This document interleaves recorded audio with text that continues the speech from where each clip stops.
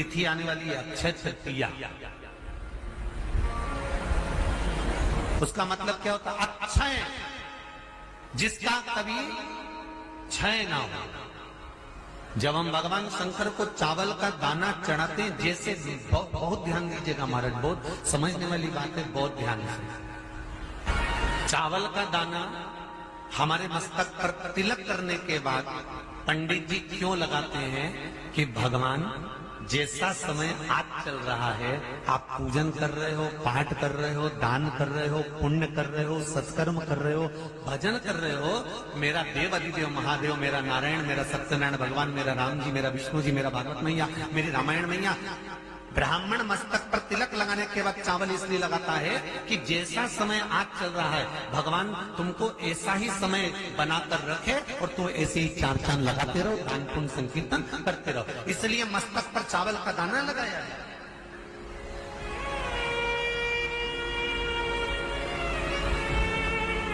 शंकर जी को चढ़ाते क्यों है, पहले तो वो समझ। बेलपत्री का तो महत्व आपको बार बार बताया कि बेलपत्री शिव जी को क्यों चढ़ाई जाती है, कहीं रोग के लिए, कहीं बीमारी के लिए, कहीं किस कार्य के लिए, कहीं कोई कार्य के लिए, कहीं कोई कार्य के लिए। चावल का दाना अगर हम शंकर भगवान को चढ़ा रहे हैं तो क्यों चढ़ा रहे हैं, उसका कारण क्या है? चावल का दाना शिव को चढ़ाने का केवल एक कारण रहता है कि चावल को अक्षत कहते हैं। अक्षत का मतलब होता है अक्षय।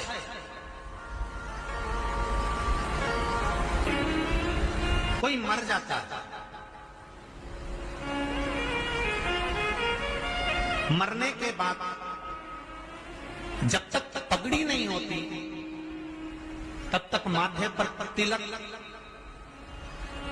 चावल का दाना लगाया जाता है। जम के बोलो जरा, नहीं लगाते। किसी पंडित जी से पूछो, ब्राह्मण देवता से पूछो, ब्राह्मण देवता ये कोई मर गया और हमारा तो नियम है कि हम सिर पे तिलक लगाते हैं, चावल लगाते हैं, या पंडित जी से हम तिलक लगवाते हैं, मंदिर जाते हैं तो मंदिर में जाके तिलक लगवा के हम चावल का दाना लगवाते हैं, क्यों नहीं लगाते? उसका कारण क्या है? जब किसी के मरने के बाद 10 दिन तक, 12 दिन तक मस्तक पर तिलक क्यों नहीं लगाया जाता? 10-12 दिन तक माथे पर तिलक या चावल क्यों नहीं लगाया जाता? उसका कारण है कि ये जो समय आया है, तुम्हारे यहाँ जो कमी हुई है, तुम्हारे यहाँ कोई मर गया है, तुम्हारे यहाँ किसी के प्राण छूट गए हैं, तो ब्राह्मण इसलिए तिलक नहीं लगाता आपको, इसलिए चावल का दाना नहीं लगाता कि ऐसा दिन भगवान अब ना लाए, इसको अमर ना करे, इसको अक्षय ना करे, इसको प्रबल ना करे।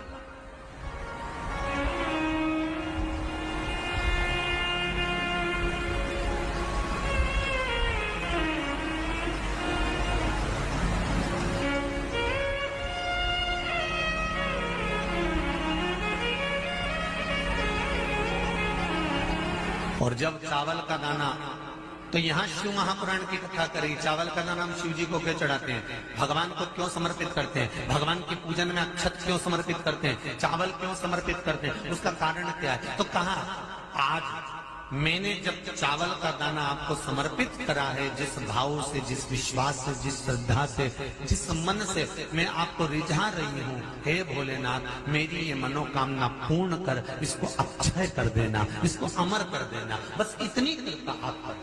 इसका मतलब क्या होता है? अक्षय, जिसका कभी क्षय ना हो।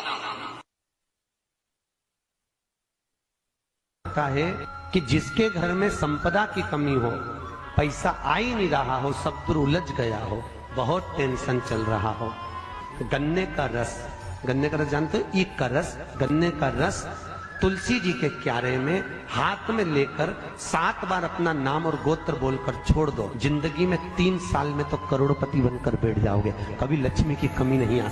शास्त्र का क्षेत्र किया, सत्तू का प्रयोग अवश्य करना, करोगे ना? उसका दान अवश्य करना, कोई आए उसको थोड़ा सा सत्तू अवश्य खिलाना। 3 चीजें होती हैं सत्तू में, गेहूं, चने की दाल, जौ, इनको गलाया जाता है, रात भर गलाने के बाद इसको फिर सेका जाता है, सेक कर पिसाया जाता है, फिर उसका प्रयोग किया जाता है। महाराज चाहे फिर उसको घोल कर आप शक्कर के साथ, गुड़ के साथ, नमक के साथ, जीरे के साथ, पुदीना के साथ, जिसके साथ तुम्हें खाना है वो तुम्हारे ऊपर, पर दान करना सत्तू का जरूर है। एक चुटकी मात्र भी अगर सत्तू आपने दान किया है बैसाख महीने में, उसका फल जरूर मिलेगा, जरूर।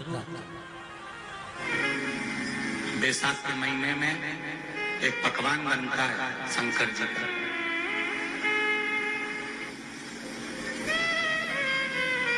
शिव जी के हाथ में त्रिशूल है, शिव जी के 3 नेत्र हैं, बेलपत्री में भी 3, बोलते जाओ, पत्ती है।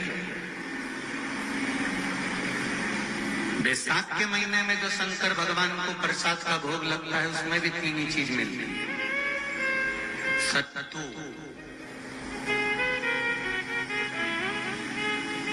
कोई दूसरे महीने में बनता है? जम के तो बोलो नहीं। कब बनता है? यही बैसाख के महीने में। चने की दाल, गेहूं और जौ, इन तीनों को गलाकर सेक कर जो सत्तू तैयार होता है, इसी बैसाख के महीने में परशुराम जयंती के दिन या अमावस्या के दिन या पूर्णिमा के दिन भगवान को समर्पित होता है और भगवान विष्णु को समर्पित होता है। दुनिया के लोग कहते क्या होता है सत्तू से? सास अपनी बहू से कहती है बेटा सत्तू बना ले, थोड़ा सा सत्तू बाजार से ले आना, 10 रुपए का खरीद कर ले आना, आज सत्तू, आज अपन पूजन करेंगे सत्तू की, अक्षय तृतीया है, थोड़ा सा पूज देंगे, थोड़ा सा भगवान को भोग लगा देंगे, सत्तू का लड्डू बना लेंगे। बोलो री जी, सही है कि गलत है? बाजार में भी सत्तू मिलता है, तो बच्चे कहते हैं, बहुएं कहती हैं कौन खाएगा, काय पिला रहे हो, सत्तू का क्या काम है? और शिव महापुराण की कथा कहती है, स्कंद पुराण की कथा कहती है, जिस समय पर बैसाख के महीने की सुंदर अमावस्या का दिन था, उस दिन माता पार्वती शंकर भगवान के लिए जब पकवान बनाने के लिए बैठी, कुछ नहीं मिला, तब माता पार्वती ने 3 अनाज को लिया, एक चना, दूसरा गेहूं और तीसरा जो, इन तीनों को भींग रहे थे उसको लेकर आए गंगा जी में से, उसको सेक कर माता ने अंगीठी पर और उसका जो सत्तू बनाकर शिव को दिया। शंकर भगवान ने कह दिया, सुन पार्वती, ये सत्तू नहीं, ये मेरी औषधि है। बैसाख के महीने में जो खाएगा वो जिंदगी भर रोएगा नहीं, शरीर से स्वस्थ। अब उसको लोगों ने हंसी खेल में ले लिया, सत्तू का क्या काम, मम्मी हम नहीं खाएंगे, बड़ा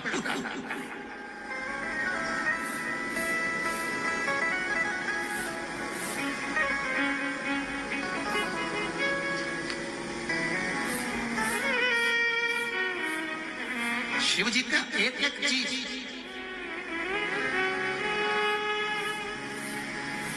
बैसाख के महीने में पियो बेल। बेल मतलब समझ गए? बेल का रस। बैसाख के महीने में पियो बेल और शरीर को रखो ऑलिव डे। मरने का 47वां दिन, जब मरेंगे तब गरुड़ पुराण बचेगी, पहले सुन लो।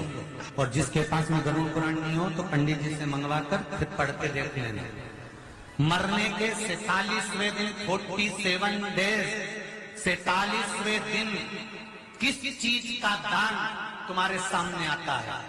के 47वें दिन, 10 दिन तक तो जीवात्मा घर की अटारी करती, मरने के बाद 12वें के दिन चली जाती है। उसके बाद में जब 47वां दिन आता है तो 47वें दिन जीवात्मा को क्या दान करा जाता है? व्यक्ति ने क्या पुण्य करा होता है कि उसको नरक नहीं भोगना पड़ता, बेतरनी नहीं भोगना पड़ती, वो सीधे बेतरनी से पार हो जाता है। वो किस चीज का दान है? तो कहा शिव महापुराण में, गरुड़ पुराण में, कि वो सत्तू का दान है जो बैसाख महीने में करा जाता है। सत्तू का दान 3 चीजों से मिलकर बनता है, जौ, बोलते जाते, गेहूं, चना, ये 3 चीज से मिलकर बनता है। इसमें जो बारीक बारीक कण होते हैं, जितने जितने 3 चीज के मिले हुए बारीक बारीक कण होते हैं, ये जब दान किया जाता है सत्तू का, तब ये बेतरनी करने के लिए 47वें दिन इस जीवात्मा ने अगर सत्तू का दान करा होता है या सत्तू का सेवन बैसाख के महीने में करा होता है तो उसको बेतरनी नहीं भोगना पड़ती, डायरेक्ट सीधे रतलाम उज्जैन से डायरेक्ट। किस किस के यहां बनता है सत्तू?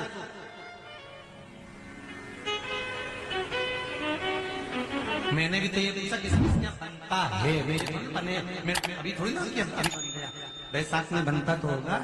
पहले गांव के लोग तीरथ करने जाते थे, गांव का लोग जब तीरथ करने जाता था कोई सामान नहीं लिया, सत्तू बांधी पोटली में धरा यूं और पानी में घोलिया और नमक डालिया या शक्कर या गुड़ घोल के और पी के वही चले।